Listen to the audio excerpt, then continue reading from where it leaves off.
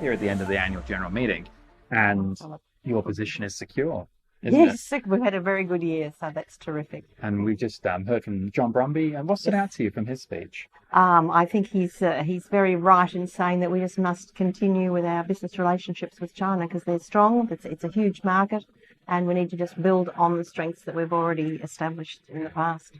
I think it's fascinating to hear about the impact of the trade tariffs that are happening to China from the American perspective, in the sense that if 3.5% of their GDP is related to American trade, and they have a downturn of 20% in that due to the tariffs, it's 0.7% of GDP we're talking about. So it was reflected that that's why Xi Jinping is relatively relaxed in the media and things. He could also just be very good at having faith. What have been the highlights for you of this year? We've had a very busy year. We've run close to 60 events in the last 12 months. Which they're pivotal really to the success of our event because they create the platforms for the essential networking that our members so enjoy. What was the highlight for you? A highlight?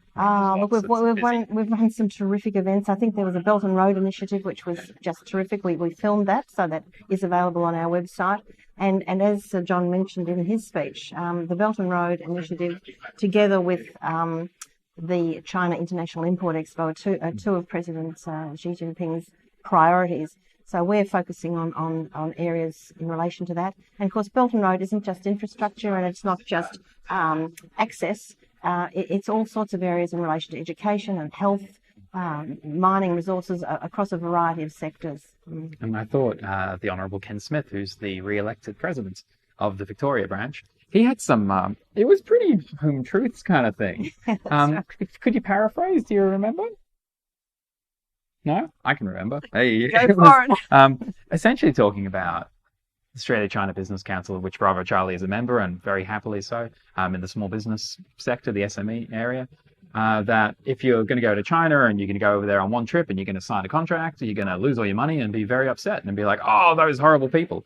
And that's not because they are horrible people. It's because there's a nuance and a way of doing business in China that I'm learning. I have, I would say I have very, very minimal experience in. And that's why I'm a member of the ACBC. And he was really saying, come here, learn. How many events are you putting on in a year? Well, it's around 60, so more than one a week. One a week. The other thing, of course, to know with Ken is he's been up to China in excess of 40 times, and as mentioned, he's an honorary citizen of Jiangsu and Shandong provinces, so he's very well known by the Chinese and also respected by them, and that is certainly a way of opening doors, and you do need to have those relationships with China.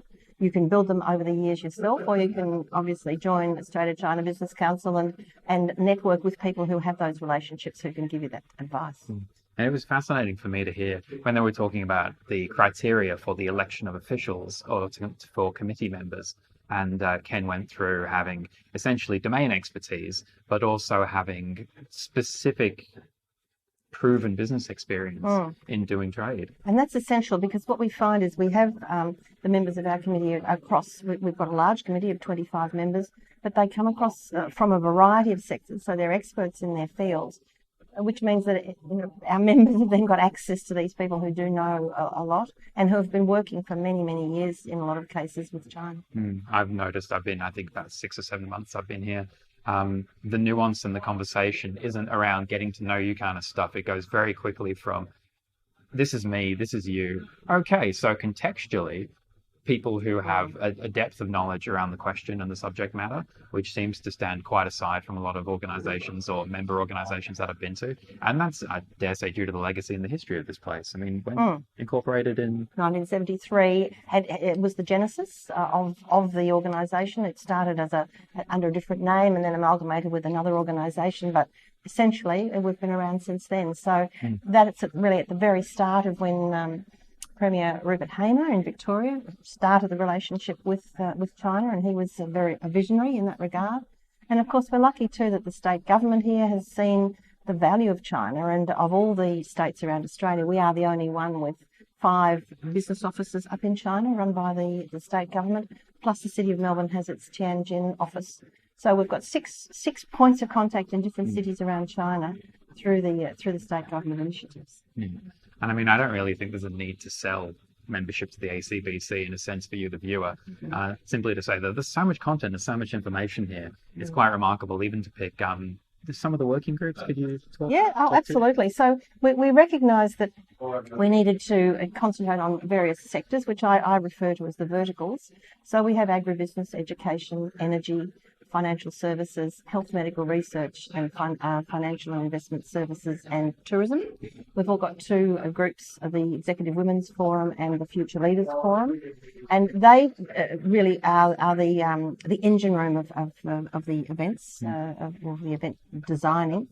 Then we recognised that SMEs needed to have a education, and also that we wanted to concentrate on supporting them because they're very new to the market. So through this matrix of different working groups and forums, we're able to really find touch points for all our members, regardless of the sector they're in, their stage of engagement with China, or the size of the business. So we've really tried very hard to work out that matrix. And I really like that they use consistent subject lines which relate to the working groups in their emails, because that means I can set up email filtering and pay attention to a particular stream, because you'll have to teach me how to do that. Because there's a lot that comes through. Good. And the team are amazing.